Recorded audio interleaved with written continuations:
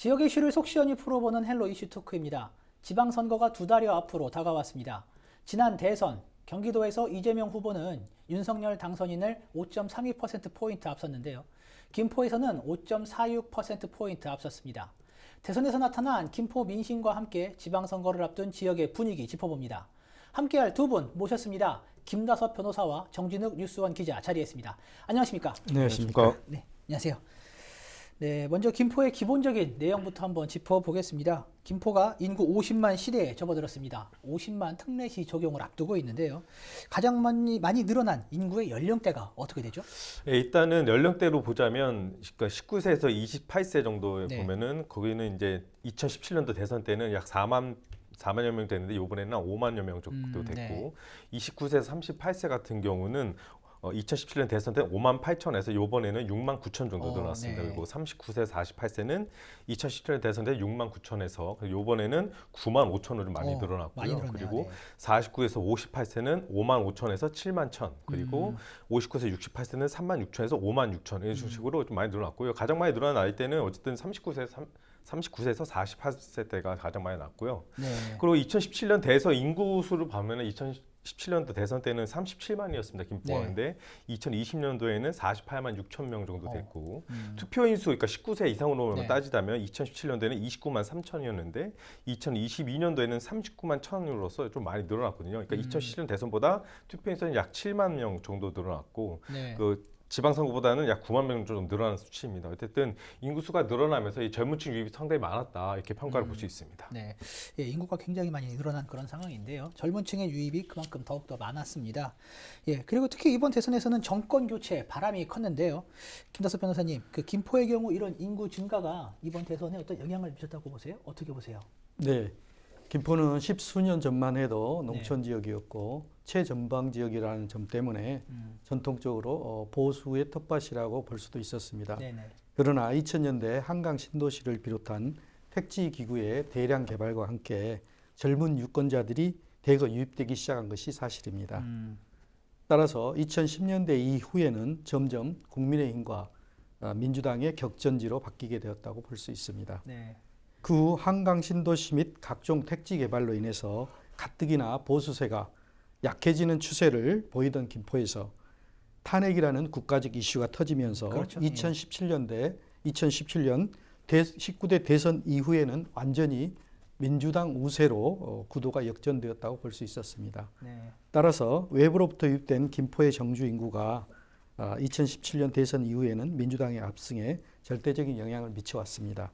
그런데 이번 20대 대선에서는 민주당의 강력한 지지층이었던 2030 세대가 점진적으로 이탈하는 현상을 보인 데다가 서부권 광역 급행철도 일명 GTX-D 노선의 강남 직결이 무산되고 또 장기역에서 부천 종합운동역까지만 운행이 된다는 일명 김부선 논란이 가열되면서 민주당 지지세가 강했던 한강 신도시를 이 논란이 강타하게 되었고 대선 유세 기간 중 민주당 이재명 후보의 김포 집값 2, 3억 발언이 김포시의 민주당 지지세 감소에 상당 부분 영향을 미쳤다고 볼 수 있습니다.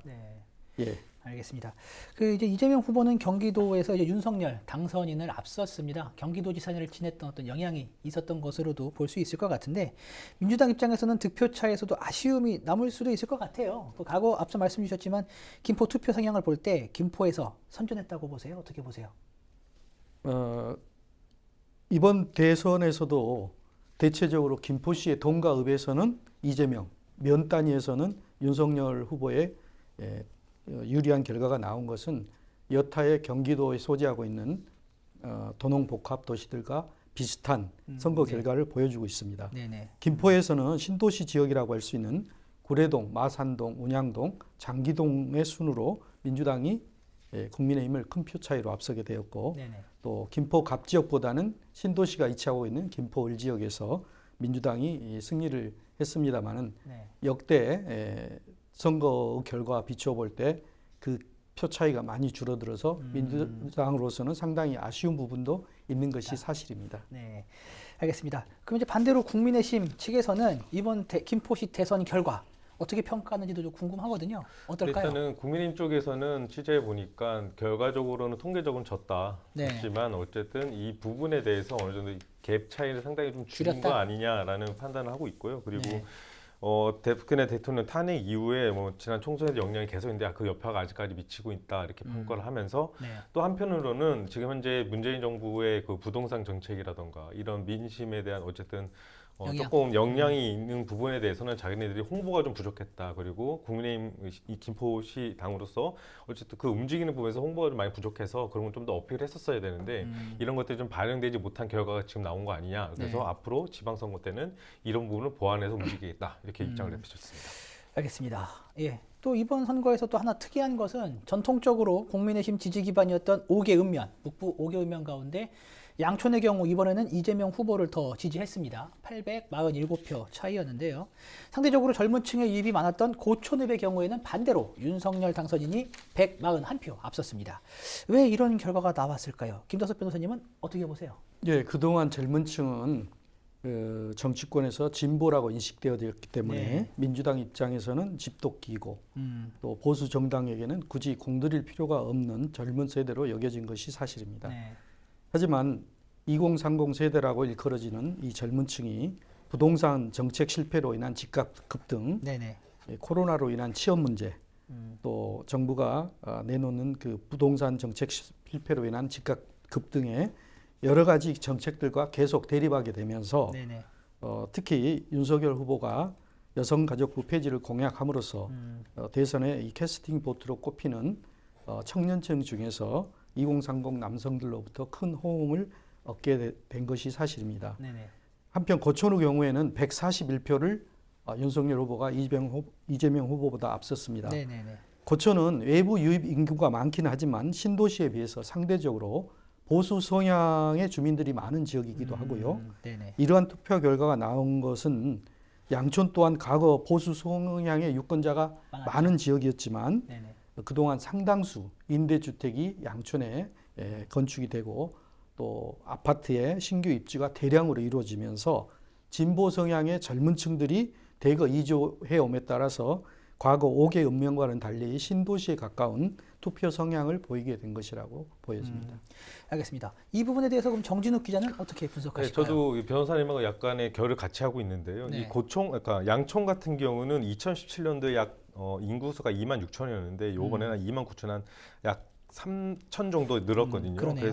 그래서 그 정도의 그 갭 차이가 많이 없다고 볼 수 있는데 이 양촌 지역에 또 이 아파트들이 좀 많이 들었었어요. 임대 아파트들면서 어쨌든 젊은층이 유입이 되면서 있었다. 주민표가 좀 더 흡수가 된 것 같고 또 하나는 이 5개 읍면 지역에서 자연 인구 감소가 있지 않습니까? 그렇게 그렇죠. 하면서 이 부분에서 좀 더 차이가 이렇게 된 것이 아니냐 이렇게 보시고 그리고 고천 지역은 또 이 서울 지역도 가깝고 지금 서울 지역에 어느 정도 그래도 윤석열 후보가 좀 이기지 않았습니까? 네. 이런 부분들의 여파가 좀 있고 이런 부분에서 어느 정도 고촌의 기존의 이 보수 성향 이런 것들이 같이 나타나지 않았나 이렇게 판단되고 있습니다. 네, 알겠습니다. 그 김포의 경우 대선을 앞두고 정말 많은 이슈가 있었습니다. GTX-T가 이제 또 선거를 앞두고 이제 여러 말들이 나왔었고요. 그리고 일산대교 통행료 논란도 있었습니다. 그 과거에는 이런 논란이 이제 선거에 큰 영향을 미쳤었는데 정준욱 기자, 이번 대선에서도 이 이슈들 영향을 미쳤다고 보세요? 일단 GTX-D 관련돼서는 윤석열 후보와 윤석열 당선인과 이재명 후보 간의 그 공약 부분에 대해서 어쨌든 강남까지 연결한다는 그런 부분의 차이점 그렇게 많지는 않았습니다. 네, 그렇죠. 하지만 이 윤석열 후보 같은 경우는 직접 김포 도시자도 타본 것도 있고 젊은층에서 그런 행동을 움직이는 그런 부분에 대해서 좀 액션이 있다 볼 수 있고요. 네.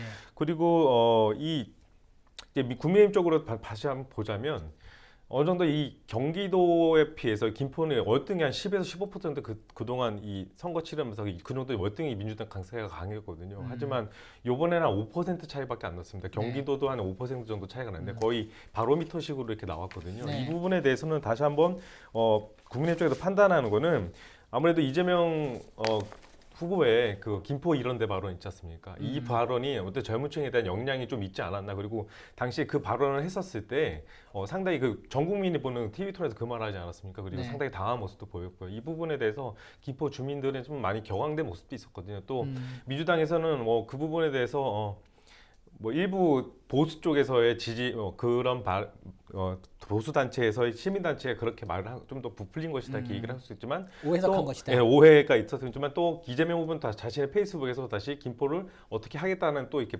그거를 비전을? 감가하는 그런 발언도 했거든요. 그래서 네. 이런 부분이 상당히 좀 영향이 있지 않았나라는 그런 분석이 있습니다. 네, 알겠습니다. 그럼 이제 김다섭 변호사님 같은 경우는 이 부분 지역의 이슈들 어떻게 영향을 미쳤다고 보세요? 어떠세요? 네, 저도 기본적으로는 정진욱 기자님과 거의 같은 생각입니다. 민주당 이재명 후보나 국민의힘 윤석열 후보 두 사람이 모두 GTX D 노선의 강남 직결을 네네. 공약으로 내세웠습니다만 그렇죠. 윤석열 후보는 지옥철로 불리는 김포 골드라인을 혼자반 출근 시간 내에 직접 이용을 해보고 그 이후에 강남 직결에 그치지 않고 김포에서 강남을 통과해서 팔당까지 이어지는 GTX D 노선 네. 원안을 전면 재검토하겠다는 변경안을 공약으로 내세운 점, 네네. 또 이재명 후보에 앞서서 이러한 사항을 공약한 점, 그리고 일산대교 무료화가 차질을 빚은 점도 어느 정도 이번 대선에 상당한 영향을 미쳤다고 보고요. 이러한 점들이 결국은 외부 유입 인구 증가에 따른 민주당에 대한 긍정적 영향보다도 오히려 정권 심판의 바람이 더 불었던 것 아닌가 이렇게 보여집니다. 네, 알겠습니다. 앞서 이제 그 김다섭 변호사님도 마찬가지고 이제 정진욱 기자도 말씀을 주셨는데 그 막판에 이제 이재명 후보가 선거방송 토론에서 김포 집값을 언급했었죠. 이에 따라서 이제 지역 커뮤니티에서도 어떤 논란의 소지가 있었는데 김다섭 변호사님 이 발언 앞서 말씀을 잠깐 주셨는데 영향을 정말 어느 정도 좀 많이 끼쳤다고 보세요? 예, 윤석열 후보가 비교적 선전했던 데는 여러 가지 요인이 있을 수 있지만 문재인 정부의 최대 실정으로 꼽히는 부동산 정책 실패 등에 따른 국민의 정권교체 열망이 가장 큰 요인의 하나라고 볼 수 있을 것 같습니다. 문재인 정부 들어서 주택가격을 비롯한 부동산 폭등으로 서민들의 고통이 늘고 국민의 분노가 상당히 높아져서 부동산 정책의 실패는 결국 민심의 이반을 불러왔고 특히 대선 과정에서의 이재명 후보의 김포 집값 발언은 핵심 지지층을 제한 대다수의 김포 시민들에게 이재명 후보 내지 민주당에 부정적인 영향을 끼치지 않았나 이렇게 판단하고 있습니다. 네, 알겠습니다. 예, 그러면 이제 좀 더 따지고 보면 김포에서 2012년 18대 대선 당시에는 박근혜 후보가 문재인 후보보다 많은 표를 얻었고요. 2017년 19대 대선에서 탄핵 정국의 여파로 당시 문재인 후보가 이제 41%로 많은 지지를 얻었지만 야권이었던 그 이제 안철수 후보와 홍준표 후보의 표를 합하면 당시 문재인 후보보다 많았습니다. 그런데 이번 대선에서는 많은 논란에도 불구하고 이재명 후보가 이제 김포에 앞섰단 말이죠. 이 부분 어떻게 분석을 해야 할까요? 일단 김포 지역을 보게 되면은 2017년도에 이제 풍무동, 장기동, 구례동 신도시가 형성이 됐었고, 근데 이번에 2020년 2월달 인구표를 보면 그때 없었던 마산동이 지금 인구수가 제일 많이 늘었거든요. 마산동이 새로 생겼습니다. 약 3만 6천 명 정도 늘었거든요. 그리고 김포본동이 두 번째로 나오고 그다음에 풍무동, 약간 그러니까 젊은 층이 들어갈 수 있는 층이 좀 두터워졌기 때문에 이 부분에 어느 정도 표가 작용하지 않았냐 이렇게 하고 또 기존에 5개읍면, 그러니까 네네. 보수의 성향이 있던 분들은 자연 감소로 좀 그런 부분도 있었고 그래서 이런 부분이 조금 더 영향이 됐지 않느냐는 생각도 하지만 표차가 그렇게 많이 나진 않았습니다. 그리고 전체 표수조차도 마이너스 0.73% 정도 차이가 났거든요. 네. 그래서 이 부분에서 이제 민주당 쪽에서는 너무 그러니까 국민의힘 쪽에서 너무 승리에 도취할 필요도 없고 그리고 민주당 쪽에서 너무 또 그 부분에 더 낙심할 필요도 없는 거에서 그래서 이 박빙의 승리 어쩌면 국민이 모두 여야에 대해 겸손해지라는 이런 메시지 던진 거 아니냐 이런 평론도 나오고 네. 또 인데 이번에 지방선거에서도 이 새 정부의 국정동력에 어쨌든 이 영향을 주지 않겠습니까? 그래서 일단 대선과 대선 출범하는 후에 6월달에 바로 이제 지선을 치르게 되는데 네. 일단 이 밴드웨건 효과가 어느 정도 보일 것이냐 이런 부분도 있지만 만약에 윤석열 정부가 그 한 달 기간 동안 믿음을 주지 못한다면 이거 역시 김포에서는 민심이 또 확 돌아설 것이다. 그래서 이런 부분에 대해서 과연 이 지방선거에서는 각 지방선거, 그러니까 지방자치에 나오는 이 후보자들이 네. 어떻게 시민들한테 어필을 할 것이냐, 과연 민심을 어떻게 파고들 것이냐 이 부분에 대해서 상당히 판세가 갈릴 거로 보이고 있고요. 지금 그래서 그 부분에서 상당히 고민을 많이 하고 있는 걸로 보이고 있습니다. 네, 이제 여야 정당들이 많이 고민을 하고 있다 이런 말씀 주셨고요. 알겠습니다. 말씀 주셨던 것처럼 현재 가장 중요한 것은 6월 지방선거입니다. 민주당의 수성이냐, 국민의힘의 정권 교체냐. 김다섭 변호사님은 어떻게 보세요? 네, 이번 지방선거는 새 대통령이 취임하고 채 한 달이 지나지 않아서 치러지는 선거라는 특징이 있습니다. 네. 원래 새로운 대통령이 취임하고 곧바로 치러지는 선거에서는 소위 허니문 기간이라고 해서 네. 새로운 대통령에 대한 기대감 때문에 정작 대통령 선거에서는 윤석열 후보에게 표를 주지 않았던 유권자라고 할지라도 새 대통령이 소속된 정당에 표를 주는 행태를 보이기 쉽습니다. 그렇지만 이번 대선이 예전에 비해서 지나치게 과열되고 네. 초박빙의 승부로 끝났기 때문에 과연 예년과 같은 허니문 기간을 윤석열 후보에게 줄지 아니면 대선의 연장선상에서 유권자들이 대선과 같은 똑같은 투표 형태를 보일지는 섣불리 예측하기 어려운 측면이 있는 것이 사실입니다. 네, 알겠습니다. 이제 앞서 말씀을 주셨는데 윤석열 정부 이제 출범 직후, 그러니까 이제 허니문 기간에 지방 선거가 치러지게 됩니다. 하지만 이제 한편으로는 최근 청와대 용산 이전 등으로 이제 논란이 많잖아요. 네. 이 부분 때문에도 어떤 많은 영향이 있을 것 같은데 국민의힘이 김포에서 정권 교체할 수 있을까요? 어떻게 보세요? 그러니까 이 부분에 대해서 좀 많이 물어봤는데요. 이 부분에 어쨌든 상당히 모르겠다 이렇게 일단 하고 쉽지 민주당 않죠? 쪽도 쉽지 않다. 왜냐면은 이 5% 차이가 민주당 쪽 입장에서는 결과적으로는 이겼지만 그 차이가 많지 않았다. 예전에는 아까 말씀드린 10에서 15% 정도 항상 민주당이 우세 지역이었는데 이번에는 그런 차이가 얼마 나지 격차가 않았거든요. 줄었다. 많이 네. 줄었거든요. 또 국민의힘 쪽에서는 그 표차가 많이 줄었지만 또 젊은 층 유입하는 그 부분도 무시할 수 없고 그래서 한순간에도 자칫 잘못하면 이 판세가 확실히 달라질 수 있기 때문에 아까 말씀드렸듯이 이 지역에 어떻게 민심이 파고들 건지 그 부분에 대해서 상당히 큰 판가름이 날 것으로 보입니다. 네, 알겠습니다. 예, 솔직히 쉽게 예측하기란 쉽지 않은 그런 상황이죠. 알겠습니다. 그럼 이제 좀 중요한 이야기 한번 또 짚어보도록 하겠습니다. 여야 이제 김포시장 후보군 많이들 지금 거론이 되고 있는데 일부는 김포시장 출마를 선언을 했고 또 일부는 또 앞으로 또 이제 출마를 선언할 계획인 것으로 알고 있습니다. 정준욱 기자, 그 김포 지역, 김포시장 여야 거론 후보들 좀 설명해 주시죠. 일단은 김포 쪽에 이제 정하영 시장 현재 시장이죠. 시장이 이제 재선 의지를 내비쳤고 이 부분에서 그리고 그동안에 뭐 구축한 사업들 많이 하지 않습니까? 인하대 병원 유치라든가 네. 또 이런 부분을 했었고 그리고 신명순 시의장 현재 시의장이 출마 의사를 표명했습니다. 그리고 피강성 전 시의장 네네. 3선까지 했었죠. 그 젊은 나이에 시의장까지 하면서 어쨌든 지역 내 기반을 다졌다고 할 수 있고요. 그리고 정황용 시의원, 이재명, 그러니까 김포의 이재명이라고 이렇게 표명을 하면서 네네. 그 부분에 그러니까 농업, 그러니까 도농 복합도시지 않을까 김포가 이 부분에서 그렇죠. 좀 더 최적화된 인물이 본인이고 그리고 20년 동안 이 지역의 이기주의나 이런 것들 타파하겠다 이렇게 하면서 내가 김포 이재명이다 이렇게 나오는 분도 있고요. 네. 그리고 국민의힘 쪽에서는 그 부분이 거의 4명 정도는 대처 주류라고 볼 수 있고 또 하나 있다면 조승현 전 의원 같은 경우도 조승현 있습니다. 의원, 네네. 그리고 뭐 국민의힘 쪽에서는 뭐 일단은 보면은 김병수 전 홍철호 의원 보좌관이라던가 아니면 유영록 전 시장, 네네. 그리고 김경환이라고 그 윤석열 당선했을 때 캠프에 뛰었던 그분하고 하여튼 여러 한 그 정도까지 언급이 될 수 있는데 네네. 일단은 국민의힘 쪽에서는 이 토론회 최근에 했잖아요. 근데 네네, 김경환 후보 예비 후보 같은 경우는 그 토론에 참석하지 않아서 내용이 있는 거 아니냐 이런 말도 있었고요.